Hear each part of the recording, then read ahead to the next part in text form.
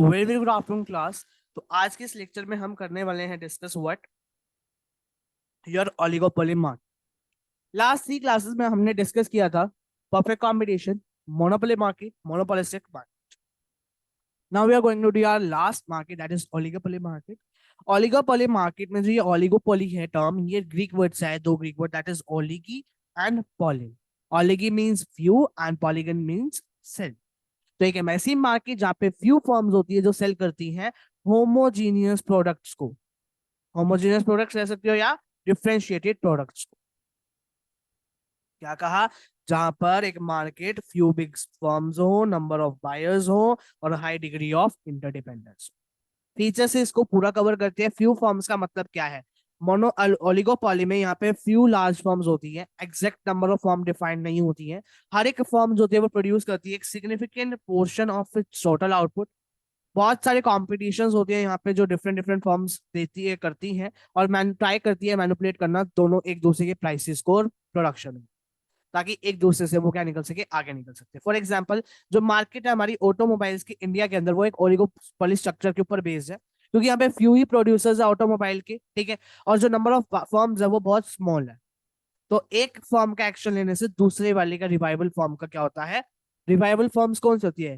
दुश्मन वाली फर्म। जैसे एक मेरी फर्म है और एक आपकी फर्म है, मान लो। तो अगर मेरे को अपने प्रोडक्ट को सेल करना है तो ऑब्वियस ही बात है, मेरे आप मेरी रिवाइवल कंपनी होगी, रिवाइवल फर्म होगी, और आपके लिए मैं रिवाइवल फर्म होऊंगा। तो क्या करते हैं, हर एक फर्म जो होती है ना वो ट्राई करती है कि अपने प्रोडक्ट को आगे ले जाके जाने की, ताकि रिवाइवल फर्म को भी अफेक्ट हो, ठीक है। तो यहाँ पर हर एक फर्म जो होती है वो रिवाइवल कंपनीज के ऊपर, रिवाइवल फर्म्स के ऊपर एक क्लोज लुक रखती है, कीप करती है क्लोज वॉच, ठीक है ना। उनके ऊपर ध्यान रखती है, नजर रखती है कि ये कंपनी क्या कर रही है, ये फर्म क्या कर रही है, कौन सा प्रोडक्ट ला रही है, कौन सी टेक्नोलॉजी का यूज कर रही है। ये सब चीज कौन देखता है? यहाँ पे ओलिगोपोली मार्केट में देखा जाता है। तो small number of bigger firms और फर्म्स जो होती है वो डोमिनेट की जाती है, डोमिनेट करती है मार्केट को through intensive advertisement, intense advertisements करके, जिससे क्या होता है, ब्रांड रॉयल्टी जनरेट होती है। और ब्रांड रॉयल्टी जनरेट होने से क्या होता है, यहाँ पर पार्शियल कंट्रोल आ जाता है प्राइस के ऊपर, ठीक है। इंटरडिपेंडेंस, फर्म्स होती है ओलिगोपोली मार्केट के अंदर, वो कहते हैं इंटरडिपेंडेंट होती है। इंटरडिपेंडेंस का मतलब क्या होता है कि ये एक ऐसा एक्शन होता है फर्म का जो अफेक्ट करता है दूसरी फर्म, ठीक है। एक फर्म कंसीडर करती है action and the reaction of the revival firm while determining it's price and the output level. अगर एक चेंज आ जाता है आउटपुट और प्राइस के अंदर एक फर्म के थ्रू, तो उसे क्या हो जाता है, इवोक हो जाता है reaction from the other firm operating in the market. जैसे एग्जांपल्स देखो, market of for the cars in India dominated by few firms, जैसे कि आपकी Maruti, Tata, hyundai, Ford, Honda, बहुत सारी है। अगर मान लो एक चेंज किया गया, से टाटा ने कुछ चेंजेस ला दिए अपने व्हीकल के अंदर, ठीक है। जैसे इंडिका है, ठीक है, इंडिका के अंदर उसने चेंज ला दी, तो उससे क्या होगा, बाकी फर्म्स जो है अफेक्ट हो जाएंगे, जैसे मारुति, hyundai और भी बहुत सारी जो भी है, फोर्ड, होंडा, ये सारी क्या हो जाएंगी, इफेक्ट हो जाएंगी। तो उनको चेंजेस करने पड़ेंगे अपने रिस्पेक्टिव व्हीकल्स के अंदर। तो यहाँ पर क्या है, इस डायग्रामेटिकली समझिए जो मैंने लिख रखा है आपके लिए। Price of output policy of one firm क्या करती है, अफेक्ट करती है दूसरे को। इससे क्या होता है, यहाँ पे हायर डिग्री ऑफ इंटरडिपेंडेंस आता है। नाइदर फर्म जो है रेस कर सकती है प्राइसेस को, क्यों? क्योंकि फियर है कि दूसरी कंपनीज भी रेस कर देंगी ना। वो रिड्यूस कर सकती है, क्योंकि इससे कहेगा अदर में ऑल्सो लोअर इट, और उससे भी कम कर दे, क्या पता, ठीक है। फॉर एग्जाम्पल देखो, मान लो एक कार की कीमत है 5 लाख, ठीक है। फॉर एग्जाम्पल ले रहा हूं मैं, 5 लाख की है, ठीक है।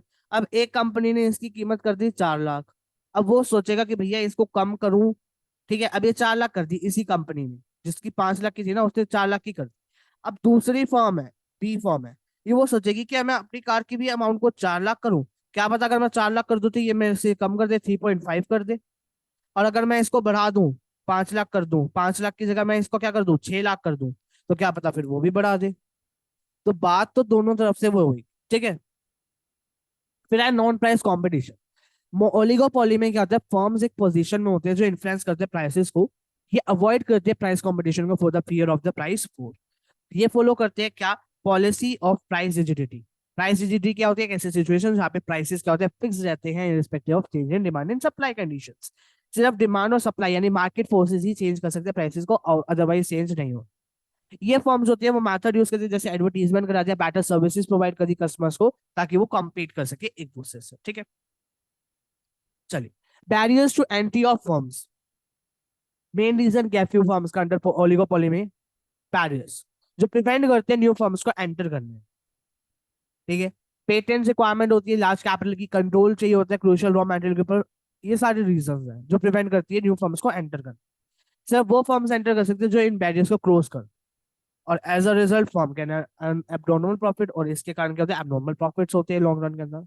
रोल ऑफ सेलिंग कोर्स, बहुत कम कंपटीशन होने के कारण, मतलब बहुत सारे कंपटीशन होने के कारण, इंटरडिपेंडेंस होने के कारण फर्म्स की various self promotion technique use की जाती है ताकि वो सेल्स जो है वो बढ़ा सके। एडवर्टीजमेंट जो होती है वो क्या होती है? फुल स्विंग करती है अंडर ओलिगोपोली मार्केट के अंदर। बहुत सारे टाइम्स क्या होता है? एडवर्टीजमेंट एक मैटर ऑफ लाइफ और डेथ बन जाता है, क्योंकि यहाँ पर क्या हो जाता है? क्योंकि यहाँ पर एक फर्म जो होती है ओलिगोपोली के अंदर वो रिलाई कर जाती है नॉन प्राइस कंपटीशन के ऊपर, ठीक है। Then we have group behaviour. Oligopoly के अंदर क्या होता है? यहाँ पर कंप्लीट इंटरडिपेंडेंस होता है अमंग डिफरेंट फर्म्स। तो प्राइसेस और आउटपुट जो होते हैं डिसीजन कौन लेता है? एक पर्टिकुलर फर्म लेती है, डायरेक्टली इन्फ्लुएंस हो जाता है दूसरी firm. Instead of independent price and output strategy, oligopoly क्या करती है? प्रेफर करती है ग्रुप डिस्कशंस, जिससे दोनों की दोनों फर्म्स का क्या है? एक इंटरेस्ट बना है। ग्रुप बिहेवियर का मतलब क्या होता है कि फर्म टेंड करती है कि behave to behave if they were a single firm even though individually they retain their independence. अब ग्रुप का ये मतलब नहीं है कि दोनों कंबाइन हो जाएंगे, भैया दोनों कंबाइन होगी तो फायदा ही क्या है फिर कंपनी के चलाने का? बस वो एक ऐसी पॉलिसीज कर लेती है जिससे कि वो बिहेव कर सके ऐसा कि जैसे एक सिंगल फर्म जो है वो कर रही है, अपनी इंटरडिपेंडेंस को रिटेन करने की। Nature of the product, forms होती है ओलिगोपॉली मार्केट के अंदर, वो प्रोड्यूस करते हैं होमोजेनियस और डिफरेंशिएटेड प्रोडक्ट्स। अगर एक फॉर्म प्रोड्यूस करे होमोजेनियस प्रोडक्ट जैसे कि सीमेंट, स्टील, तो इंडस्ट्री को क्या कहेंगे? प्योर या परफेक्ट ओलिगोपॉली कहेंगे। लेकिन अगर डिफरेंशिएटेड प्रोडक्ट जैसे ऑटोमोबाइल की इंडस्ट्री है, तो उसको हम क्या करेंगे? डिफरेंशिएटेड या फिर इम्परफेक्ट ओलिगोपॉली मार्केट, ठीक है। इनडिटर्मिनेट डिमांड कब होती है? ओलिगोपॉली में एग्जैक्ट बिहेवियर और पैटर्न नहीं पता होता प्रोड्यूसर का, तो यहाँ पर कोई डिमांड जो जो डिमांड कब होती है जो ओलिगोपोलिस मार्केट के अंदर, वो क्या होती है? अनसर्टेन होती है, इनडिटरमाइंड होती, इनडिटर्मिनेट होती, ठीक है। तो यहाँ पर जो टाइप्स ऑफ ओलिगोपोली आती है हमारे पास, collusive, non collusive, perfect oligopoly, imperfect oligopoly. Perfect का तो पता चल गया, होमोजेनियस प्रोडक्ट्स होते हैं जैसे कि आपका सीमेंट्स ये वगैरह, ठीक है। इम्परफेक्ट डिफरेंशिएटेड प्रोडक्ट जैसे कि आपका क्या हो गया यहाँ पे एग्जाम्पल डिफरेंशिएटेड का? ऑटोमोबाइल, ठीक है।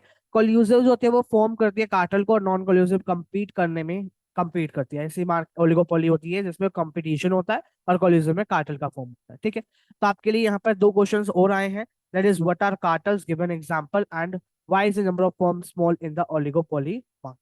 तो you have to find the solutions for this questions, and मिलते हैं आपसे नेक्स्ट क्लास के अंदर ऑफ दिस चैप्टर। चैप्टर तो वैसे फिनिश हो चुका है आपका, ठीक है ना? तो मिलते हैं आपसे नेक्स्ट क्लास के अंदर, that is your perfect equilibrium conditions देखेंगे हम परफेक्ट कंपटीशन के अंदर, right. So this is your, that will be your last chapter for the micro economic course, right. So मिलते हैं आपसे नेक्स्ट क्लास, तब तक के लिए बाय। और मेक श्योर अगर आपने अब तक सब्सक्राइब नहीं किया ना, सब्सक्राइब कर दो, क्योंकि आपकी माइक्रो इकोनॉमिक्स की पूरी प्लेलिस्ट रेडी होने वाली है, मतलब ऑलरेडी बनी हुई है, ठीक है। आपके पास पब्लिक भी है, बट आपका पूरा माइक्रो इकोनॉमिक का कोर्स कंप्लीट होने वाला है for the 11th class, okay. So bye bye. Take care, everybody. Thank you.